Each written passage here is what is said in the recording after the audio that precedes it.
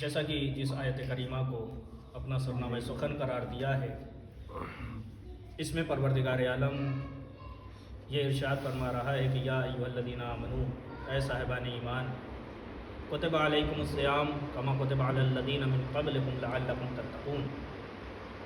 جیسا کہ تم سے پہلے والوں پر روزے کو واجب روزے کو قرار دیا گیا تھا، ویسے ہی تم پر بھی روزے کو فرض کر دیا گیا۔ اللہ سبحانہ وتعالیٰ نے ہر مقام پر اس نے انسان کے لیے بھلائی چاہیے، یعنی انسان کو ہر موڑ پر اسے راہ راست دکھا دیا کہ تم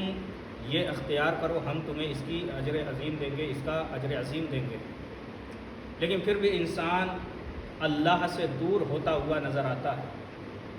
یہ ماہ مبارک رمضان ایک عظیم مہینہ ہے کہ جس میں اللہ نے یہ ارشاد فرمایا کہ دیکھو،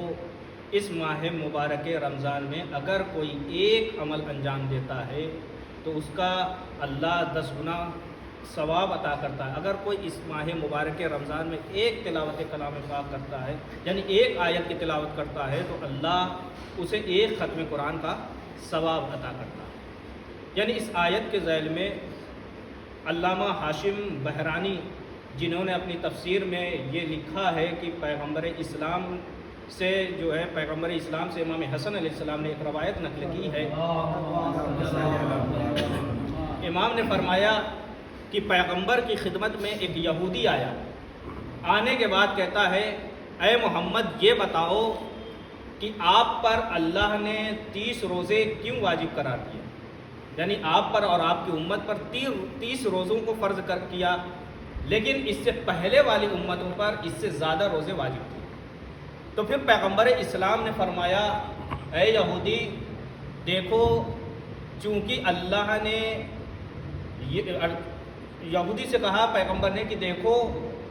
چونکہ آدم نے جنت میں ایک گیہوں کا پھل کھا لیا تھا کہ جس کی بنیاد پر وہ گیہوں جناب آدم کے شکم میں 30 دن تک رہا، اسی لیے اللہ نے ہماری امت پر 30 روزوں کو واجب قرار دیا۔ اب جب اس نے یہ سنا، اس کے بعد کہا، اے محمد یہ بتاؤ، آپ کی امت اگر یہ 30 دن روزہ رکھے اور وہ واقعی مومن ہو، یعنی مومن کی اس نے شرط لگائی ہے، یعنی اللہ بھی جو روزوں کو قبول کرتا ہے وہ مومن کے روزوں کو قبول کرتا ہے اور منافقوں کے روزوں کو قبول نہیں کرتا۔ یعنی پھر پیغمبر نے کہا کہ دیکھو، 30 روزے اس لیے اللہ نے ہم پر فرض کیا اور ہماری امت پہ فرض کیے، چونکہ جناب آدم کے شکم میں وہ اناج 30 دن تک رہا، اس لیے اللہ نے 30 دن تک روزے کو واجب قرار دیا۔ اب یہودی کہتا ہے کہ اے محمد یہ بتاؤ، اگر واقعی کوئی روزہ 30 دن رکھے تو اس کا اجر کیا ہے؟ اب اس کے بعد پیغمبر نے کہا اس کا اجر یہ ہے کہ اللہ 7 چیزوں کو اس پر واجب قرار دے دیتا ہے۔ ان میں سے پہلی جو چیز ہے وہ یہ ہے کہ اللہ انہیں گناہوں سے دور کر دیتا ہے۔ دوسری چیز یہ ہے کہ اللہ انہیں جنت سے قریب کر دیتا ہے۔ تیسری چیز یہ ہے کہ اللہ ان پر وہ کام حرام قرار دیتا ہے جو واقعی کام حرام ہے، یعنی فعل حرام کو واقعی اس سے دور کر دیتا ہے۔ اور چوتھی چیز یہ ہے کہ اللہ روز جزا اس پہ امن و امان قائم کرے گا۔ پانچویں چیز یہ ہے کہ وہ جنت سے ثمرات یعنی پھل کو تناول کرے گا۔ ایسے ہی جو 7 چیزوں کو پیغمبر نے ارشاد فرمایا، اور وہ یہودی کہتا ہے، اے محمد آپ نے یہ بات صحیح کہی ہے۔ ایک صلوات پڑھے بابا سے ایسے ہی یہ رمضان ماہ صیام یہ عبادتوں کا مہینہ ہے۔ ایسے ہی پیغمبر اسلام درس دے رہے تھے کہ اتنے میں مولائے کائنات امیر المومنین علی ابن ابی طالب علیہ السلام